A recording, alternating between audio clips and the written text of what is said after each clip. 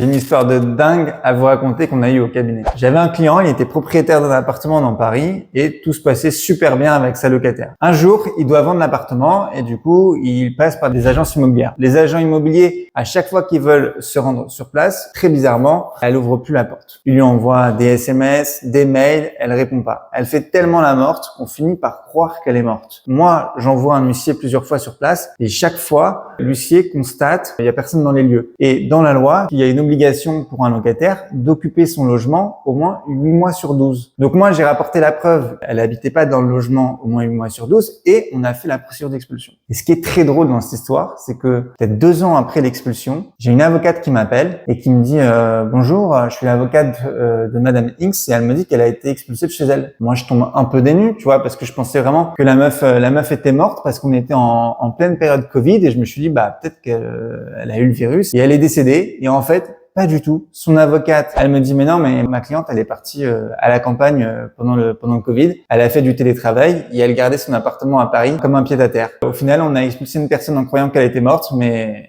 elle était parfaitement vivante.